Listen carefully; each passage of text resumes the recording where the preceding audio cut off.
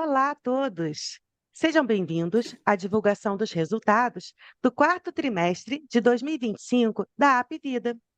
Estarão presentes os senhores Jorge Pinheiro, CEO, e Lucas Adib, vice-presidente de Finanças e Tecnologia. Para aqueles que precisam da tradução simultânea, favor clicar no botão Interpretation e escolher a opção Inglês. Este evento está sendo gravado e será disponibilizado no site de RI da companhia, juntamente com o material completo dos resultados. É possível fazer o download da apresentação clicando no ícone chat. Atenção para os disclaimers que norteiam essa divulgação no final da apresentação. Durante a primeira parte do evento, todos os participantes estarão com o microfone desabilitado. Em seguida, iniciaremos a sessão de perguntas e respostas. Para fazer perguntas, vocês devem clicar no ícone Q&A na parte inferior da tela e escrever o seu nome, empresa e idioma para entrarem na fila. Agora, passaria a palavra ao CEO Jorge Pinheiro, que iniciará a apresentação. Jorge, por favor, pode prosseguir. Eu já vi. Bom dia a todos e obrigado por participarem de mais um call de resultados. Vou dividir a minha fala hoje em dois momentos. Primeiro, vou passar rapidamente pelos principais vetores que impactaram os nossos resultados do trimestre e falar um pouco também sobre alguns avanços do ano. Na sequência, vou dedicar um pouco mais de tempo falando sobre o processo de sucessão. Com relação ao quarto TRI de 25, tivemos evoluções do ponto de vista de qualidade assistencial, muito alinhadas à proposta da empresa. Por outro lado, o resultado financeiro ficou aquém das nossas expectativas. Nós não estamos satisfeitos. Tivemos pressão relevante de performance em praças mais competitivas e um trimestre particularmente duro do ponto de vista de sinistralidade e dinâmica comercial. Não é o resultado que queríamos reportar, e é exatamente por isso que a companhia está acelerando uma agenda objetiva de transformação e correções, que o Lucas vai abordar um pouco mais à frente. De forma bem resumida, no comercial, atuamos em um Brasil muito heterogêneo. Norte, Nordeste, Centro-Oeste, praças mais maduras, seguem resilientes, crescendo, inclusive com potencial necessidade de investimento para fortalecer a capacidade de atendimento. Já Sul e Sudeste ainda existem ajustes de portfólio e execução em um ambiente de concorrência mais intensa. Em 2025, vimos episódios de competição excepcionalmente agressiva. Nós não vamos entrar em guerra de preços que destrói valor. E reconhecemos que precisávamos elevar a maturidade das nossas práticas comerciais. Essa combinação contribuiu para uma perda de vidas no trimestre, apesar dos bons níveis de vendas brutas, concluindo o ano de 2025 aquém do esperado. Na sinistralidade caixa, o quarto TRI também foi pressionado por fatores concentrados no trimestre. O ramp-up da rede própria, após um ciclo intenso de expansão de capacidade, e uma sazonalidade atípica, com o período de viroses deslocado dos períodos históricos, e o inverno mais frio e longo do que o normal. Os detalhes e a leitura completa do resultado vou deixar para o Lucas, que vai conduzir a análise do trimestre e, principalmente, conectar com as ações já em execução. O quarto TRI de 25 não foi apenas de desafios financeiros. No campo da qualidade assistencial e satisfação do cliente, a companhia alcançou marcos fortes que precisam ser reconhecidos e celebrados. A operadora NDI São Paulo, por exemplo, atingiu a 20ª posição do ranking IGR da ANS. É a melhor colocação em toda a sua história. Tivemos também avanços expressivos em indicadores de qualidade, com redução relevante no volume total de reclamações, de NIPs, e melhoria nos prazos de atendimento de uma maneira ampla, geral. Abordaremos adiante um pouco mais sobre a nossa visão futura da organização, com beneficiário no centro de toda a nossa tomada de decisão. Feita essa breve introdução, eu queria dedicar a maior parte da minha fala a um dos temas mais importantes hoje, a evolução da nossa governança. Como todos sabem, a empresa concluiu uma jornada depois de um ciclo muito longo de expansão geográfica por movimentos orgânicos e inorgânicos, seguidos de sucessivas integrações. A companhia agora entra em uma nova agenda, um momento em que a disciplina de execução operacional, simplificação organizacional e revisões tecnológicas passam a ser ainda mais centrais para a Apvida, que nos levará para o futuro. É nesse contexto que estamos conduzindo de forma planejada e responsável o processo de transição da posição de CEO, conforme anunciamos no ano passado. Essa nova jornada terá um mandato claro: fortalecer a imagem da companhia, revisar nossa proposta de valor e otimizar a operação a partir de uma cultura tech e calcada em dados. Nos próximos trimestres, com menor pressão de CAPEX e OPEX, buscaremos recompor nossas margens, avançar no caminho da desalavancagem financeira e retomar uma trajetória de crescimento orgânico sustentável.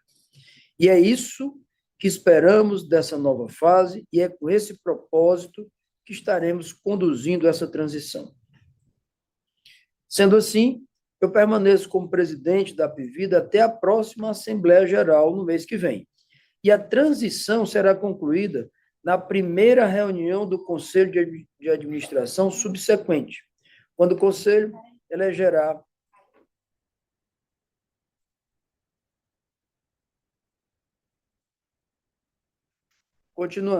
quando o Conselho elegerá a diretoria estatutária para o próximo ciclo, incluindo o novo CEO. Lucas, nosso atual VP de Finanças e Tecnologia, já vem sendo preparado para assumir essa função de CEO desde o ano passado. Mais do que cargos formais, o aprimoramento da nossa governança e a transição na liderança da companhia exige algumas etapas que são típicas em processos estruturados de sucessão. Uma fase de sobreposição entre o executivo que está saindo e o que está chegando. Um aumento gradual de exposição do sucessor aos principais temas operacionais e estratégicos. Alinhamento intenso com o Conselho de Administração. Aprofundamento nas relações com stakeholders-chave, como investidores, lideranças internas, médicos, corretores, etc.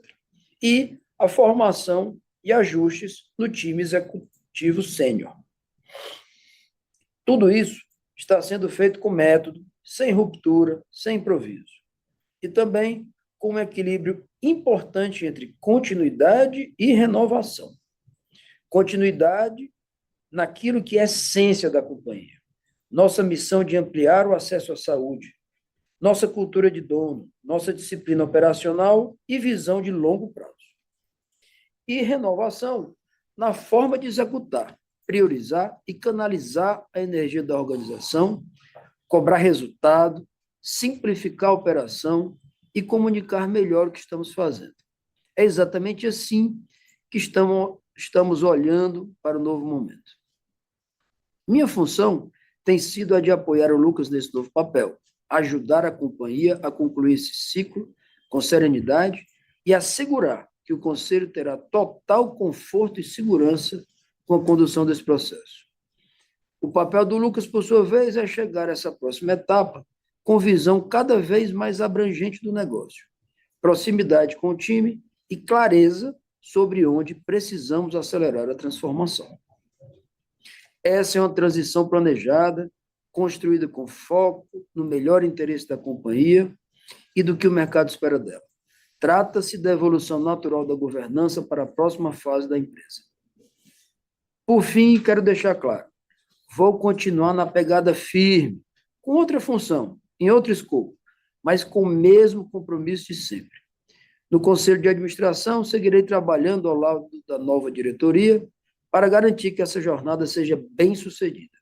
Estou confiante no que estamos construindo e convicto de trazer os elementos necessários para que a empresa execute com excelência esse próximo ciclo.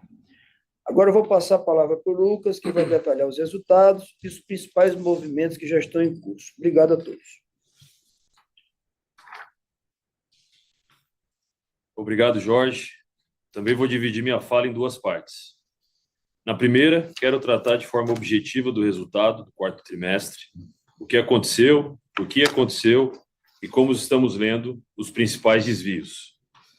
Na segunda, quero falar do que estamos fazendo em 2026, da transição mencionada pelo Jorge e das prioridades de execução que enxergo para mudar a trajetória da companhia. Vou começar de forma bastante direta. Entregamos um resultado abaixo das nossas expectativas e abaixo das expectativas do mercado. Isso apareceu, sobretudo, em duas linhas. Uma sinistralidade mais alta do que o esperado e um crescimento de vidas mais fraco, especialmente nas regiões em que a maturação operacional e comercial ainda está incompleta.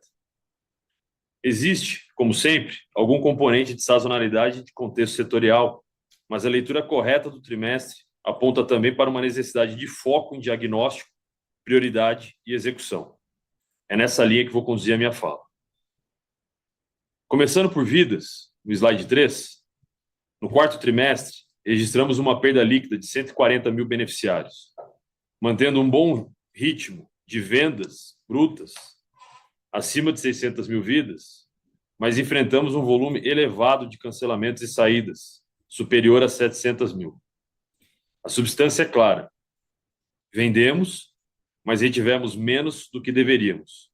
Abrimos capacidade, mas não convertemos essa capacidade em crescimento na velocidade necessária. Em algumas praças, a proposta comercial e operacional ainda não está totalmente calibrada para competir e reter. Ao olhar a composição dessas perdas, faz sentido a gente dividir a explicação em dois blocos. O primeiro é Norte, Nordeste e Centro-Oeste, que continuam sendo as regiões mais maduras dentro do nosso modelo. São praças em que a proposta de valor é clara, a rede é mais densa, a verticalização é mais avançada e a execução comercial é historicamente consistente. No quarto trimestre, vimos uma desaceleração de crescimento nessas regiões, devido principalmente às perdas de vidas em extensões de contratos da Notre Dame. Não identificamos mudanças no ambiente competitivo e nem movimentos atípicos de concorrentes nessas praças. Enxergamos essas variações como naturais do mercado, sem impacto estrutural na nossa capacidade de crescer. Vale ressaltar que em 2025, esse bloco teve crescimento líquido de 95 mil vidas. O ponto aqui é preservar o foco. Vou falar disso mais à frente, porque essas regiões seguem ancorando boa parte da vitalidade da companhia. O segundo bloco é Sul-Sudeste. Aqui o quadro tem sido mais desafiador. São regiões menos maduras, com menor verticalização, maior diversidade de produtos e uma competição intensa. Essas regiões perderam cerca de 145 mil vidas no trimestre, com o estado de São Paulo respondendo por aproximadamente 120. Existe um componente competitivo, sem dúvida, mas uma parte relevante do que aconteceu decorre de fatores internos da companhia, que já foram diagnosticados e estão começando a ser endereçados. Necessidade de refinamento de produto, fricções no canal corretor, questões envolvendo a retenção, efeitos residuais da integração de sistemas em mercados mais complexos e uma adaptação ainda insuficiente da nossa oferta ao perfil de cliente dessas praças. Vou falar adiante sobre o que já fizemos e vamos intensificar para mudar esse jogo em 26. Passando para o slide 4, a sinistralidade caixa foi de 75,5 no trimestre, 0,2 pontos percentuais em relação ao 3T25, decepcionando e rompendo a sazonalidade do período, refletindo custos mais elevados, tanto na comparação com o tri anterior quanto com 2024. O aumento do custo nominal, numerador dessa equação, veio de três componentes. Os dois primeiros havíamos sinalizado no call do terceiro tri. O primeiro deles, o início tardio da redução sazonal atípica de utilização. Historicamente, a utilização reduz gradualmente ao longo do quarto trimestre. Começa a cair na segunda semana de outubro, acelera um pouco mais em novembro e atinge o menor patamar de uso em dezembro. É assim todos os anos. Em 2025, o patamar elevado de uso observado no 3T25 se prolongou para dentro do 4T25. A queda sazonal só começou, de fato, na terceira semana de novembro. Como resultado, a redução típica do trimestre ficou abaixo do esperado, pressionando a sinistralidade. O segundo item fala sobre o custo da rede credenciada referente ao 3T25. Como existe um intervalo médio de cerca de 45 a 60 dias entre a utilização e o recebimento da conta médica da rede credenciada, o 4T25 apresentou cobranças relacionadas às elevadas e atípicas utilizações do 3T25. Esse descolamento temporal gerou pressão adicional nos custos do trimestre. O terceiro componente foi o ramp-up da rede própria. Ao longo de 2025, inauguramos 7 novos hospitais e 26 unidades ambulatoriais. Essa expansão reforçou a capacidade assistencial, reduziu a dependência da rede credenciada em certas regiões e é coerente com a essência do nosso modelo. Mas, no curto prazo, o custo entra antes da receita. No quarto trimestre, as novas estruturas adicionaram o custo fixo incremental e ainda operam com ocupação abaixo do ideal, cerca de 20 milhões de custo fixo adicional no trimestre apenas. E esse número, isoladamente, não captura toda a pressão de custo instalada ao longo do ano. O empilhamento contra o 4T24, o ano retrasado, no caso, é de mais de 100 milhões de reais. O ponto central aqui é a dinâmica econômica. Abrimos estrutura com velocidade superior à da diluição da base. Isso não invalida a tese da verticalização, mas significa que precisamos acelerar a captura de ocupação, a substituição de rede credenciada e o crescimento comercial sobre esses ativos. Mas esse descasamento aconteceu e é outro detrator de margem no curto prazo. No denominador, o ponto adicional foi a menor diluição por uma receita líquida aquém das nossas expectativas, reflexo da redução da base de beneficiários e desaceleração do aumento do ticket médio, conforme falei há pouco. Para algumas praças, como é o caso do Sul, em que temos uma base de beneficiário menor, mas algum nível de verticalização, esse efeito acaba sendo magnificado. Olhando para frente, nosso plano se divide em 2 pilares: voltar a crescer, o que dilui o custo fixo da rede, e otimizar o custo, via revisões de protocolo, aplicação de conceitos Lean e Kaizen nos nossos hospitais, qualificação da utilização, uso da telemedicina, dentre outros. A combinação desses 2 fatores ao longo de 26 deveria colaborar para que a sinistralidade melhore ao longo do ano, uma vez que as frequências se normalizem. Sobre o curto prazo, o que podemos compartilhar com a prudência e realismo é que, a partir dos dados de janeiro e fevereiro, a frequência de utilização tem retornado aos padrões históricos para esses períodos. Além disso, do ponto de vista de crescimento, estamos observando uma melhora sequencial contra o quarto trimestre nos primeiros meses do ano. Passando para o slide número 5, vemos as despesas administrativas caixa, que fechou em 6,1% da receita líquida, um aumento de 0,5 ponto percentual em relação ao terceiro trimestre. Aqui são 2 temas centrais. O primeiro são as multas da ANS, que somaram 136 milhões no trimestre, 24 milhões acima do terceiro TRI, refletindo a liberação de autos que estavam represados e a consequente provisão dessas cobranças. Nossa expectativa é de redução gradual dessa pressão ao longo de 26, à medida em que diminuirmos as fricções na jornada do cliente e reduzirmos o volume de NIPs e autos que já viemos fazendo ao longo do ano passado. O segundo tema é a judicialização. Tivemos aumento no volume de casos classificados como prováveis, consequência também da circularização anual com os nossos escritórios parceiros, típico deste momento do ano, em que passamos a adotar uma postura mais rigorosa e subir a régua das nossas análises. Também houve aumento do número de liminares recepcionadas no trimestre, pressionando provisões, bloqueios e despesamentos, incluindo multas e danos morais de processos anteriores, de períodos anteriores. Para endereçar essa situação, estamos atuando em protocolos assistenciais, alternativas clínicas e acordos. Em nossa leitura, temos tido êxito em processos em que o procedimento ainda será realizado. No entanto, processos que envolvem pagamento de assistências já prestadas como TEA e Home Care, ainda não tivemos o sucesso necessário. A forma correta de enquadrar o assunto é a seguinte: existe sim um componente estrutural do setor mas há espaço real de melhora via execução clínica, assistencial e conscientização jurídica, bem como no uso de arcabouço analítico e probabilístico para a otimização desse passivo. Não esperamos uma piora, mas também não enxergamos uma inflexão no curto prazo. No próximo slide, o EBITDA ajustado foi de 714 milhões no quarto TRI 25, pressionado pela desaceleração do top line, sinistro elevado e maiores contingências. Expurgando os efeitos não recorrentes que estão terminando, o EBITDA teria sido de 556 milhões. Na parte inferior do slide, o lucro líquido ajustado foi de 181 milhões, reflexo dos fatores já mencionados. Passando para o próximo slide, na parte superior apresentamos o fluxo de caixa livre. Um EBITDA mais pressionado como o deste trimestre, com o usual pagamento do 13º e um nível de pagamento de aluguéis relativamente estável, faz com que a conversão de EBITDA para caixa operacional fique mais comprimida. O CAPEX foi de 419 milhões, com a continuidade dos investimentos em tecnologia, infraestrutura e manutenção dos ativos fixos. Tivemos investimentos que não vão se repetir no próximo trimestre, que incluem aquisição de imóveis, abertura de novas unidades e 13º de parte da folha de tecnologia. Para 2026, e além de sermos mais austeros, para 2026 seremos mais austeros e o CAPEX deve rodar em torno de 600 a 700 milhões de reais.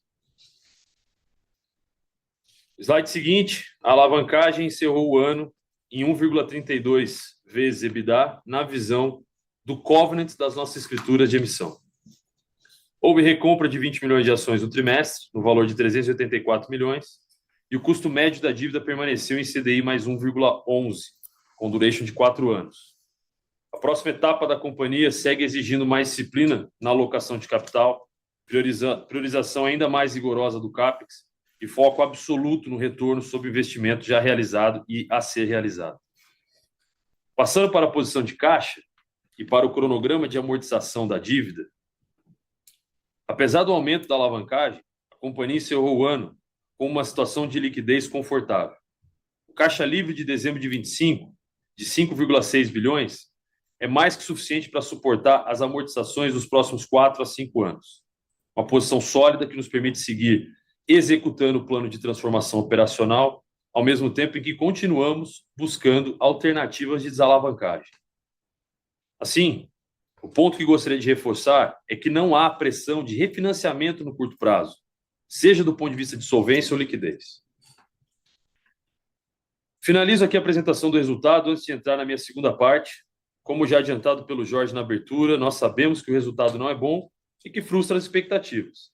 Mas seguiremos trabalhando para reverter esse cenário e é sobre isso que eu gostaria de falar e focar na minha fala. Olhar para frente.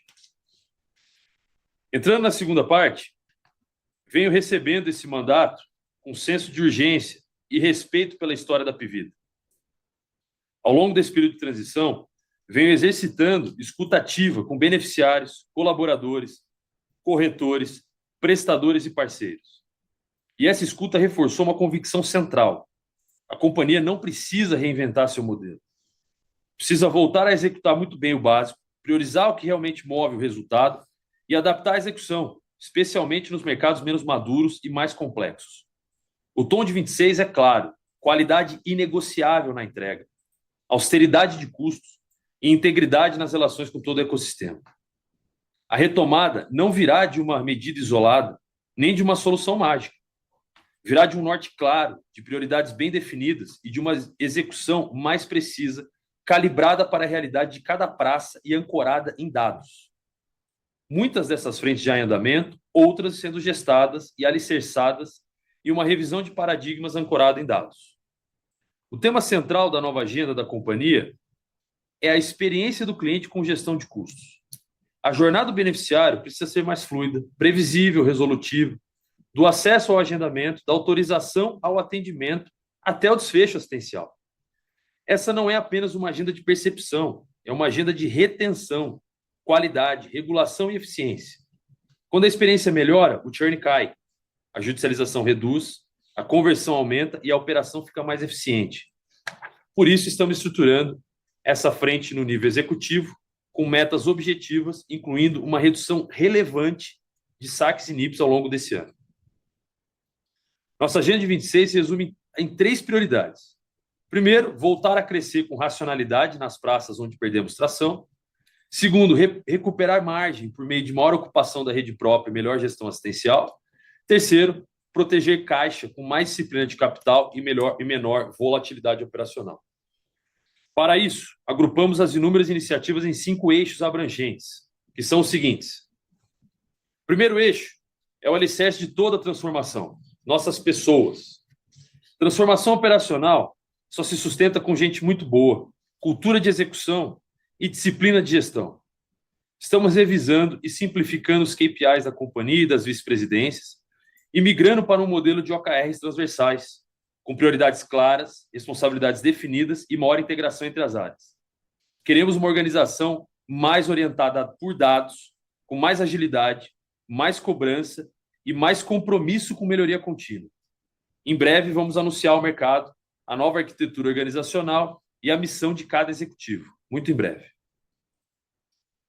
O segundo eixo é comercial e de posicionamento. Iniciamos em outubro uma revisão abrangente da estratégia comercial para entender, com granularidade, o que precisa mudar em cada praça, em cada canal, em cada segmento. Esse trabalho já está avançando na região metropolitana de São Paulo para o varejo. Está sendo expandido para o corporativo e seguirá para o interior de São Paulo, Rio de Janeiro, Belo Horizonte e sul do Brasil, paralelizando o que é possível num frame de trabalho que construímos para a região metropolitana de São Paulo, a partir de uma equipe multidisciplinar que construímos, envolvendo time comercial, time de M&A, time de engenharia de dados e consultoria especializada, time do BCG. O objetivo não é crescer a qualquer custo, é voltar a crescer com racionalidade, melhor conversão, melhor retenção e proposta de valor mais aderente a cada mercado. Estamos tratando cada praça como um microcosmo próprio, considerando densidade de carteira, TAM, competição, canais, rede e perfil de cliente. Parte importante desse trabalho é corrigir decisões padronizadas demais após a integração de sistemas, especialmente em mercados do Sul e do Sudeste, onde a adaptação local é decisiva. Nas regiões maduras, como Norte, Nordeste e Centro-Oeste, o foco é preservar a participação, produtividade e intensidade comercial. Não podemos perder o foco onde temos força. Esses são os mandatos do novo vice-presidente comercial, o Alan, a quem estamos confiando essa missão e que conhece essa empresa como poucos. Revisão organizacional, foco, ancoragem de dados para perceber os gaps e oportunidades. A terceira é operacional. Hoje temos a maior rede de hospitais do Brasil. Estamos revisando a operação por região com benchmark interno entre as nossas dezenas de ativos, para identificar onde temos melhores práticas e onde precisamos corrigir a rota. O ponto central dessa agenda é a revisão de protocolos e padronizações assistenciais, da qual esperamos capturar benefícios ainda nesse tri. Também estamos olhando com mais rigor para a ocupação e ociosidade do portfólio assistencial. Ativo ocioso machuca o retorno.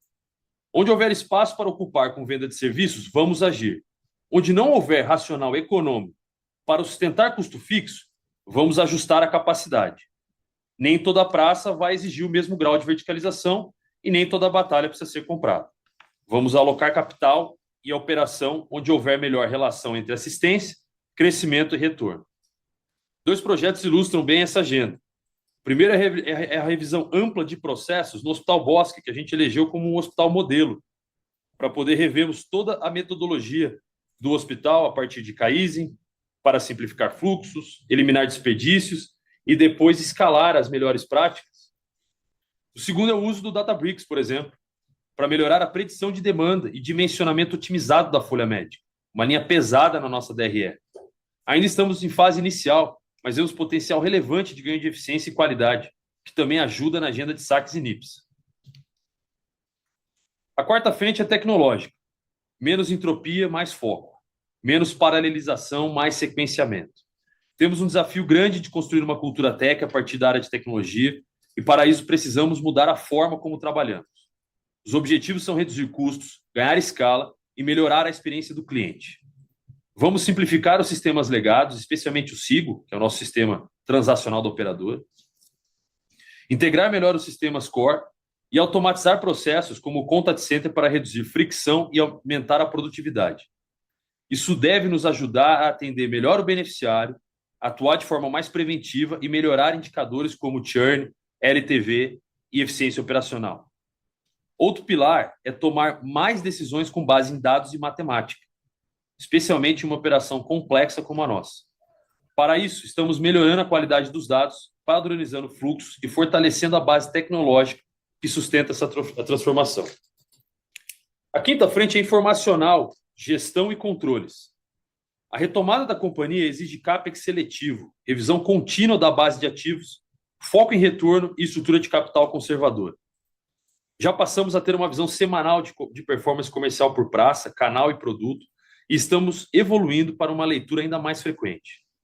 Também estamos ampliando a visão prospectiva da operação, com mais capacidade de antecipar desvios e agir antes. Essa combinação de disciplina financeira com maior velocidade de informação será um dos pilares da próxima etapa da Apvida. Devemos começar a compartilhar com vocês, oportunamente, nossa nova visão de performance financeira por clusters, mais granulares de praças, que deve auxiliar na visão de valor intrínseco e justo da companhia. Eu sei que o momento atual gera ceticismo, e esse ceticismo é compreensível. A companhia não vai reconstruir credibilidade com promessa ou com discurso, vai reconstruir com execução, com números e com resultados consistentes ao longo dos próximos trimestres. Encerrando minha longa fala, queria agradecer publicamente ao Jorge. Ele não gosta muito de ser elogiado, que eu sei, mas eu preciso dizer aqui que eu tenho aprendido muito com ele desde minha chegada na Apvida, e eu admiro muito. Jorge acreditou em mim quando me convidou para ser diretor na área financeira em 2019, quando eu me mudei para Fortaleza, uma época que eu não tinha nenhum cabelo branco.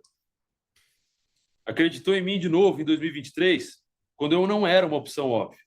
E acreditou em mim novamente como CTO da companhia em 2025 e agora como seu sucessor, depois de ele ter construído esse império que é a Apvida. Jorge, não há palavras que possam expressar a minha gratidão ao Dr. Cândido, ao Cândido Júnior e a você pela confiança depositada em mim. Não poderia ter mentores melhores nesse processo de transição que foi desenhado e está sendo supervisionado pelo Conselho. Além da família, o Galó, Nicola, Piani, José Luiz, Cacá e Maria Paula. Agradeço a confiança e o companheirismo. Por fim, eu quero que vocês saibam que entendo o tamanho do desafio e estou extremamente feliz e motivado de estar onde estou, com a quantidade de oportunidades que estou enxergando. Eu não queria estar em outro lugar. Essa motivação me faz acordar cedo todo dia e vir para cá cheio de energia para trabalhar por e para vocês. Pelo modelo de negócio que leva saúde para muita gente do nosso país que depende de nós, para o nosso acionista que segue confiando na nossa tese, pelo nosso colaborador que merece ter orgulho de estar aqui conosco. É por vocês que vamos continuar trabalhando para preservar o legado da Apvida e levá-lo ainda mais longe. Agora vamos às perguntas. Obrigado.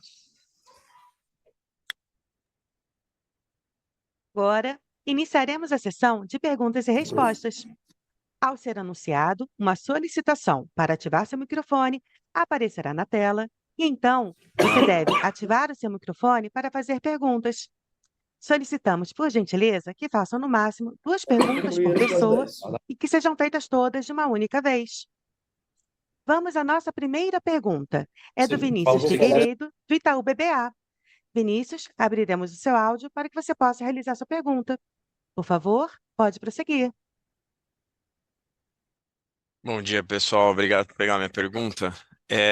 Acho que falar um pouquinho desse último slide aqui que o Lucas apresentou, falando sobre um pouco da agenda comercial que a empresa está dedicada, olhando para 2026 e em diante, né? Queria tentar entender um pouco, explorar aqui com vocês, como que esse foco, né, na retomada aqui do crescimento, principalmente no contexto de você ter um redesenho de produto, você ter uma melhora do nível de satisfação, você ter uma maior aderência do preço, né, dentro do contexto do mercado endereçável que vocês focam. como que tudo isso daqui ele se junta, né, com o cenário de margem olhando para o curto prazo? Eu entendo que existe essa agenda aqui, muita agenda do lado de custo para ser feita, mas eu imagino que ela seja algo mais para longo prazo, enquanto a agenda comercial ela é um pouco mais rápida, né? Já sendo adotada, imagino eu, aí no comecinho do ano. E até se vocês puderem falar um pouco sobre como que é dentro desse foco, né? O que que acaba sobressaindo, se é o plano verticalizado, se é o produto que tem mais a cara de vocês, Smart 200, 300, 400, acho que seria legal.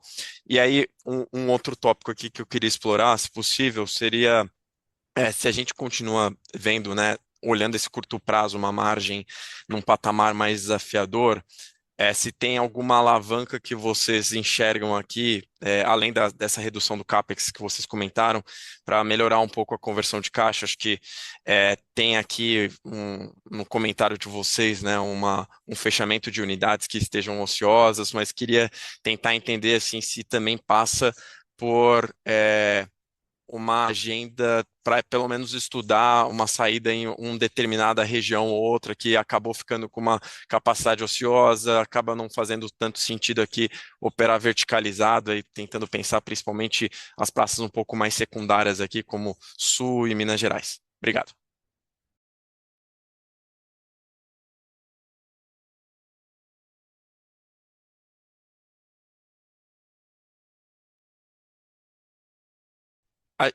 Ah, tá no mudo, pessoal. Eu não sei se.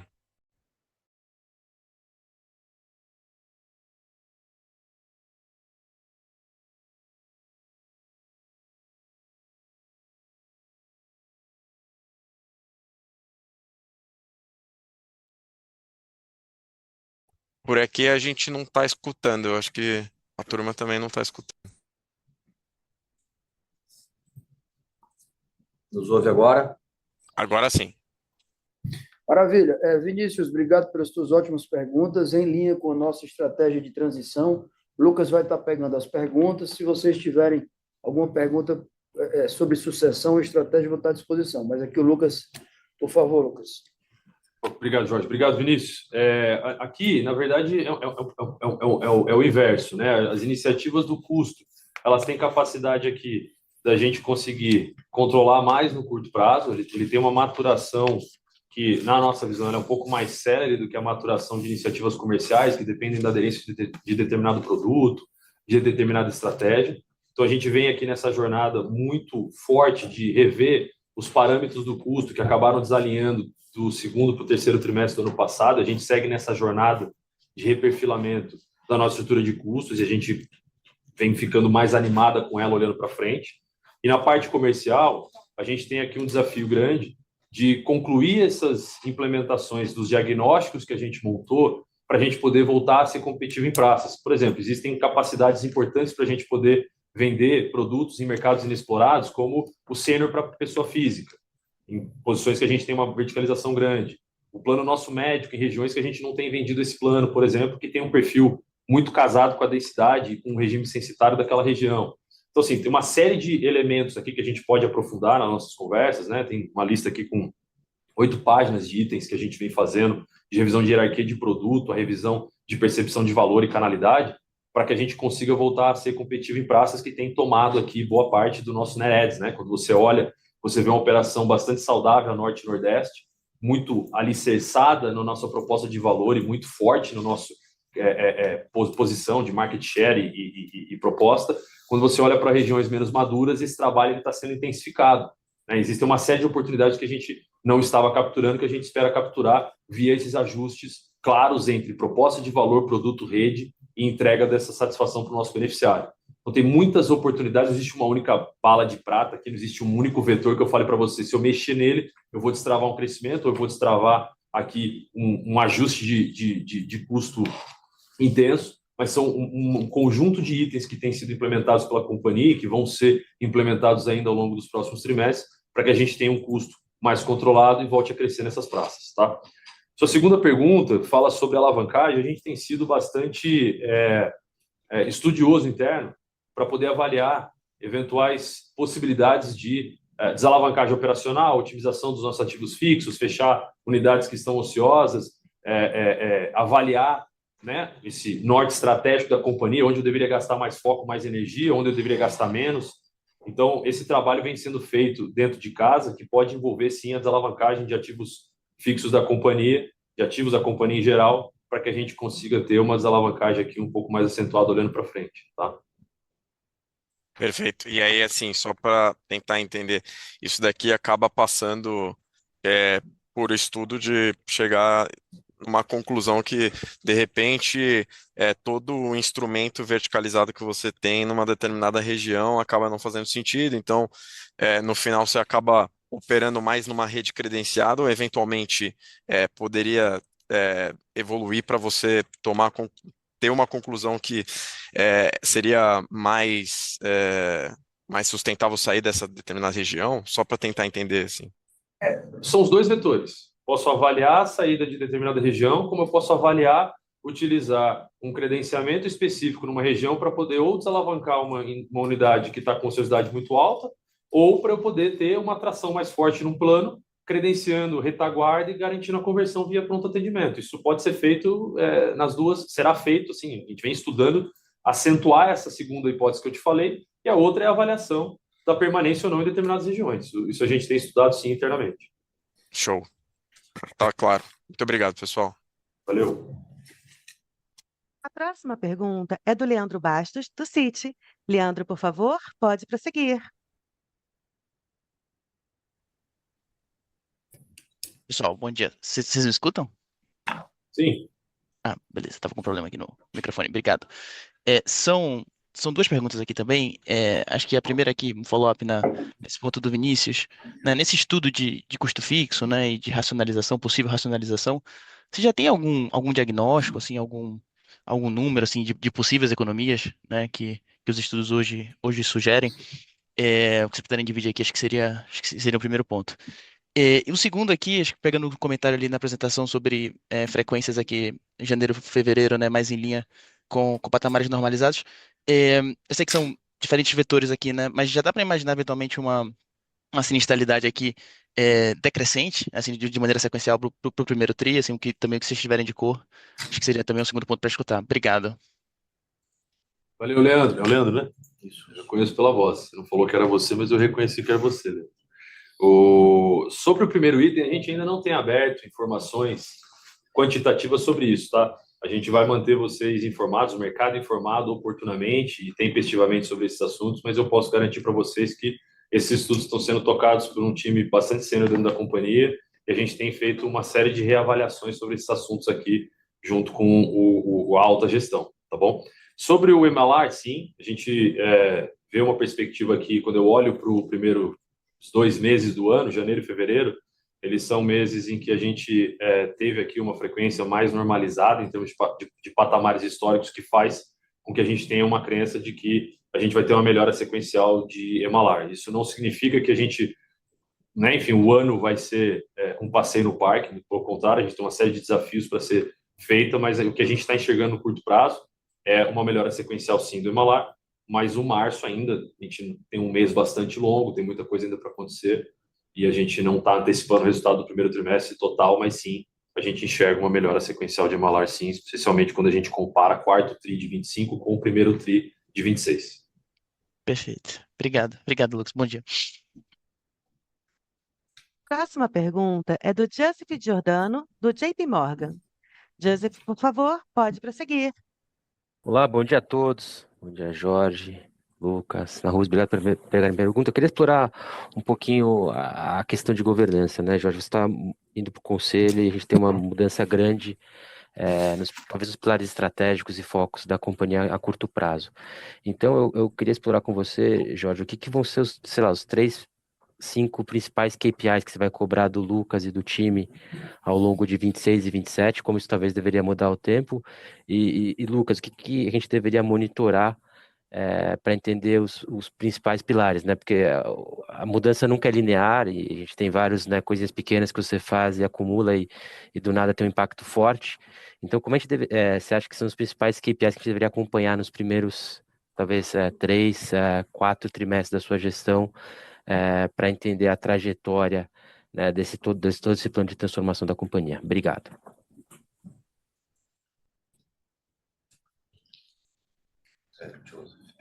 Joseph, ótimo, obrigado pelas tuas perguntas.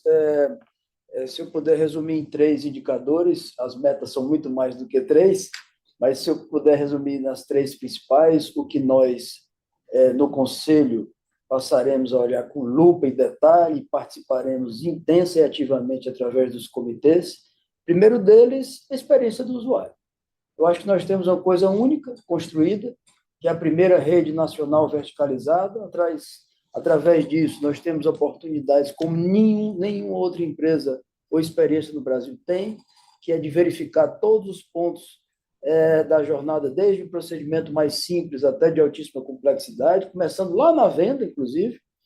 Então, o nosso foco principal, através do reforço, o Lucas vai dar um pouco mais de detalhe em algumas semanas do time que foi montado para a tecnologia, não só o time tech, mas as pessoas que vão estar fazendo parte do grupo, com a pegada tech, e todo o nosso foco será em simplificar, facilitar e ter uma jornada fluida, inteligente, e muito dinâmica. Isso vai fazer com que diminuam atritos e a gente consiga ser muito mais preventivo, mais inteligente no prestado atendimento. Essa é a primeira jornada. A segunda é uma jornada de desalavancagem.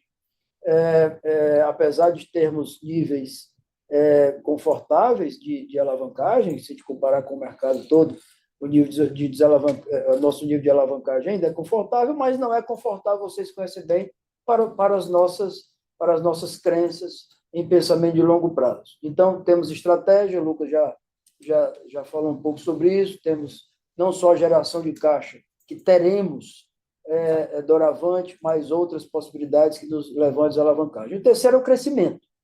A empresa tem condições, como nenhuma outra empresa no Brasil, acertando, fazendo os ajustes finos, a voltar a uma jornada de crescimento acelerado e forte. São essas 3 principais diretrizes. É claro que temos outras coisas. Vou passar aqui para o Lucas para a segunda parte da pergunta. Perfeito. Obrigado, Giordano. Assim, dos principais KPIs, eles não são novidade, né? A gente não vai reinventar muita coisa, mas acho que o meu principal norte aqui ele vai ser FCFF com alavancagem. É o primeiro norte aqui que a gente está usando internamente para poder canalizar boa parte das decisões que a gente está tomando na companhia. E aí, decorrente disso, Emalar, controle maior do Emalar com NEREDS positivo, a gente voltar a crescer depois desse longo período de aquisições, consolidação do mercado, integrações, etc. Então, a gente precisa voltar a crescer e crescer num ritmo que seja condizente com as capacidades que a gente tem. Por fim, o NPS, né? O Jorge comentou muito isso aqui da questão da experiência do cliente. A gente vai começar a fazer um trabalho muito alicerçado em benchmark de NPS, por praça, por hospital, para a gente ter a percepção daquilo que está funcionando e que não está funcionando, começar a ter essa escuta muito ativa a partir de um scorecard estatístico e que direcione para onde que a gente deveria estar arrumando ali as alavancas que estão atrapalhando o nosso crescimento, a percepção de qualidade e proposta de valor do nosso produto, tá? Então, são esses 4 aqui, FCFF, alavancagem, Emalar, NEREDS e NPS. São os 4 principais KPIs que eu estou olhando, o conselho está olhando e que vocês vão acabar acompanhando e podem me cobrar desse tempo. Perfeito, obrigado. A próxima pergunta é do Samuel Alves, do BTG Pactual. Samuel, por favor, pode prosseguir. Bom dia, Jorge, Lucas, bom dia a todos. São 2 perguntas aqui do nosso lado. O Lucas até comentou na fala final dele que vocês pretendem dar mais informações granulares, né, por praça. A pergunta é se vocês poderiam dar uma ideia de magnitude de margem EBITDA de Norte e Nordeste hoje, né? A gente queria entender se essas operações de Norte e Nordeste, se elas estão sofrendo também uma certa perda de rentabilidade, porque fica a impressão para a gente que, se não for o caso, a operação do Sul e Sudeste estaria abaixo do break-even. Queria confirmar se esse entendimento está correto. Essa é a primeira pergunta. E a segunda pergunta, dentro de um campo mais estratégico, o Lucas explorou muito bem, né, o plano de retomada no final da apresentação. Agora, é fato que a companhia, né, ela tem enfrentado muitos desafios nos últimos anos, né, até muitos deles transcendendo, né, o poder de vocês, né, judicialização, né, TEA, integração, multas ANS, frequência. Então a pergunta é mais se vocês avaliam um plano B dentro desse plano de retomada, né? De tal forma que poderia dar mais tempo para vocês, né? Por exemplo, uma agenda formal de desinvestimento de operadoras, o que vocês acham de aumento de capital, né, em razão disso.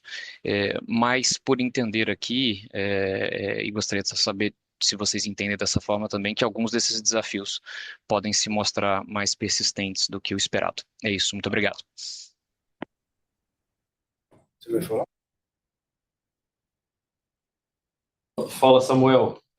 Obrigado aqui pela pergunta. Sobre a questão entre Sul, Sudeste, Norte e Nordeste, a gente ainda não está abrindo essas informações, a gente vai oportunamente começar a escolher como abrir isso, se no release, se em conversas aqui via call de resultados, para depois a gente ter conversas mais profundas com vocês, mas o que eu posso falar para você é que a operação Norte e Nordeste está absolutamente saudável e a gente tem uma série de desafios aqui no Sul, Sudeste, como vocês sabem, e conseguem capturar uma série de informações proxies do nosso resultado a partir de balanço standalone das entidades reguladas, etc. Então, acho que a visão entre Norte, Nordeste e Sul, Sudeste, ela está relativamente clara nesse aspecto.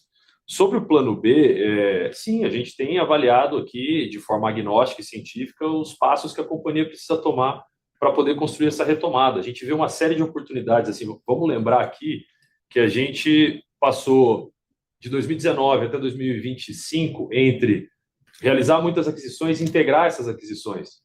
Existe uma bibliografia vasta sobre os propósitos do M&A, como faz o M&A, né? Enfim, acho que o buy side, o sell side entende muito bem os porquês de como fazer o M&A. Existe uma bibliografia muito pequena sobre como integrá-los e os desafios de integrá-los. Então, a companhia passou 5 anos integrando operações legadas, pouco maduras, em ambientes adversos. A gente entra aqui em 26 suprindo essa agenda. Você fala, pô, Lucas, você fez a virada de sistemas lá em 2024.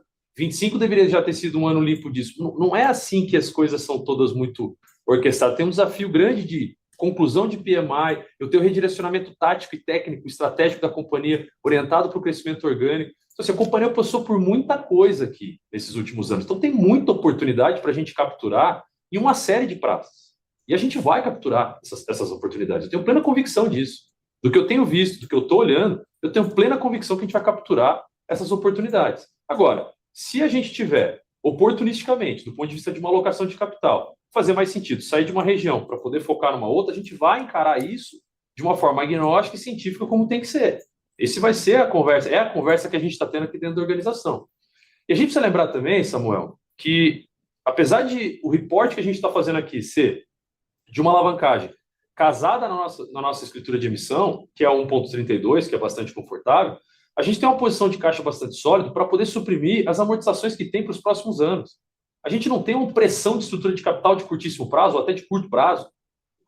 Assim, não haveria uma necessidade da gente estar discutindo aqui um movimento abrupto na estrutura de capital da companhia do ponto de vista de solvência e liquidez. A gente pode fazer essa análise aí do ponto de vista de uma alocação ótima do capital e do tempo da companhia. Pô, vamos avaliar sair dessa região para poder gastar mais foco aqui? Vamos avaliar.